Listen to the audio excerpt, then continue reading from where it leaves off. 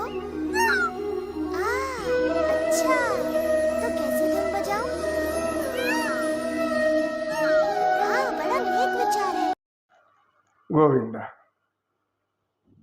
శ్రీమన్నారాయణ వెంకటేశ్వర వెంకటాద్రి నివాస ఆనంద నిలయ వర పరిపాలక పాహిమాం రక్షమాం రక్ష పొడగంటిమయ్యా మిమ్ము పురుషోత్తమా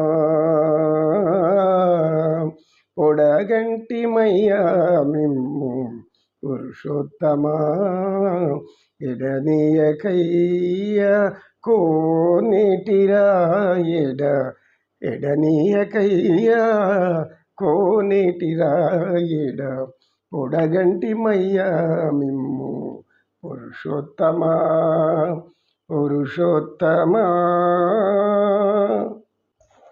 చెడనీక బ్రతికించి సిద్ధమంత్రమా చెడనీక బ్రతికించి సిద్ధమంత్రమా చేరి నడచి రక్షించే దివ్యౌషధమా చేరి నడచి రక్షించి దివ్యౌషధమా వడివాయక తిరిగే ప్రాణబంధుడా మమ్ము గడి అయిన వీడని వెంకటనాథుడా పొడగంటిమయ్యా మిమ్ము పురుషోత్తమా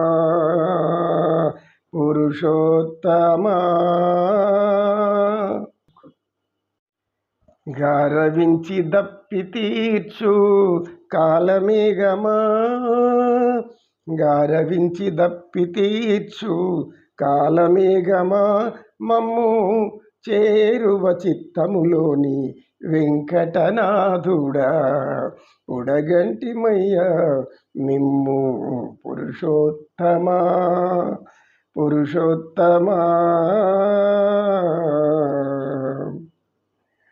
పురుషుల ఉత్తముడివి, సర్వలోకనాయకుడవు. అయ్యలో అంతే, అందరూ ఆయనే. కనుక ఇప్పుడు ఈశ్వర ప్రణిధానం రావాలంటే ఎవరు ఈశ్వరుడు? ఈశ్వరుడు ఎవరు? అది లేదు కదా మాకు. ఈశ్వరుడు అనేసాము. ఈశ్వరుడు అంటే ఎవరు? పతాంజలి చెప్తాడు, ఎవరైతే అవిద్యాస్మిత రాగద్వేష అభినివేశ, అవిద్య అస్మితము రాగము ద్వేషము అనే 5 పనికిరాని లోపల వ్యవస్థల లోపల ఉన్నాయి. అవిద్య అస్మితము రాగము ద్వేషము అభినివేశము. ఈ 5 చేత ఎవరు పీడించబడకుంటూ ఉంటారు? అవిద్య అంటే మీ అజ్ఞానం, అస్మితం అంటే మీ స్వార్థం, రాగము అంటే మీ ఇంతకుముందు అర్జునుడు మనకు చూసినాం కదా, బంధువులు చంపాలని ఆయన నానా అవస్థలు పడ్డాడు బంధువుల కోసం. ఇది రాగము. రాగం ఎక్కడ చూపించాలి అక్కడ చూపించాలి. రాగం భగవంతుడి మీద చూపించాలి.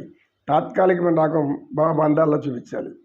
భవబంధాలు చూపించే రాగం తాత్కాలికం, అదే ఉండాలి. ఇది నటనగా ఉండాలి. అంతేగాని అతుక్కొని ఉండాల్సిన ఎవరితో పెద్ద అయస్కాంతం ఆయన పాదాలు. కనుక అవిద్య అస్మితము అంటే స్వార్థం, అహంకారం.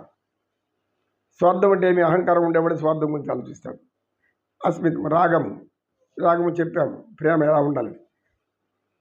రాగము ద్వేషం అనేది అవిద్యాస్మిత రాగద్వేష అభినివేశం. ఈ ద్వేషము అనేది నీచ నికృష్టమైనటువంటి గుణం. మానసిక రోగాలన్నిటికీ మూలకారం ఈ ద్వేషమే.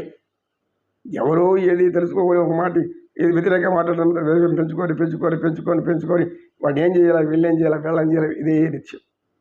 ద్వేషానికి మించినటువంటి ద్రోహబుద్ధి ఇంకొకటి లేదు. అందుకే రాగద్వేషాలు దూరంగా ఉండాలని పరమాత్మ అంటాడు. తర్వాత ఏమి? అభినివేశం అంటే ఇది చాలా ప్రమాదకరమైనది. ఇది మానవుడికి అంత సులభంగా అర్థమే కాదు.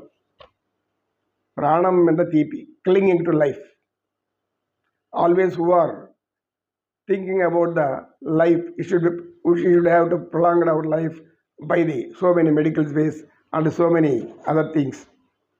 Is there any way to live long life, 1000 years, 2000 years? These are the things always innerly we are thinking. లోపల మన ఇదే ఫీల్ అవుతుంటాం, ఏమని? నేను ఇంకా బతకాలి. నేను ఇంకా బతకాలి, ఇంకా కాలం ఉండాలి, ఇంకా ఉండాలి. దానికి ఏం చేయాలి? ఎక్కడెక్కడ అమృత మూలికలు ఉన్నాయా? ఎవరైనా గొప్పవాళ్ళు ఉంటారా? లేదు మన తంత్రాలు ఏమైనా పనిచేస్తాయా? చరిత్రలు పురాణాలు చూస్తే మహామహావాళ్ళు కూడా శ్రీకృష్ణ పరమాత్మ, శ్రీరామచంద్రుడు లాంటి వాళ్ళు కూడా, శ్రీరామచంద్రుడు చివరికి చాలు అవతారమని మానవ శరీరాన్ని సరయు నదిలో వదిలిపెట్టేసేసాడు పోయి. అదేవిధంగా శ్రీకృష్ణ పరమాత్మ ఒక వనంలో పడుకొని ఆ శరీరాన్ని విడిచిపెట్టాడు. శరీరం ధరించినాక విడిచిపెట్టాలి. జాతశ్చ ధ్రువం మరణం. కనుక ఇవి 5 మనల్ని పీడించేటప్పుడు దుఃఖాలు, పంచక్లేశాలు. ఇవి ఎవరినైతే అంటుకుంటుందో అటువంటి వాడు ఈశ్వరుడు. ఈ 5 ఎవరి చేత ఇవ్వబడిందో అటువంటి వాడు ఈశ్వరుడు. క్లేశకర్మ విపాకాశే అపరామృష్ట పురుష విశేష ఈశ్వర. క్లేశాలు, కర్మలు, దోషాలు ఇవన్నీ ఎవరినైతే అంటకుండా ఉంటాయో, ఎవరైతే వీటన్నింటిని సృష్టించారో అటువంటి వాడే ఈశ్వరుడు. క్లేశ కర్మ విపాకాశే అపరామృష్ట పురుష విశేష ఈశ్వర. ఇది ఇంత ఉంది నాయన క్రియాయోగం అంటే. ఇది చెప్పుకోవాలంటే చాలా గంటల తరబడి చెప్పుకోవాలి. కనుక మనం సులభంగా చెప్పుకున్నాము. కాబట్టి మనకు జ్ఞానం రావాలి అంటే, భగవంతుడి దగ్గరికి మనం వెళ్ళాలి అంటే, లేదా భగవంతుడు మనలో వచ్చి కూర్చోవాలంటే ఈ విధానాన్ని ఆచరించు అని పతాంజలి మహర్షి గారు మనం ముందర పెట్టారు. యోగ చిత్త వృత్తి నిరోధ. గోవింద గోవింద. అఖిలాండ కోటి బ్రహ్మాండ నాయక శ్రీకృష్ణం వందే జగద్గురు. శ్రీకృష్ణం వందే జగద్గురు.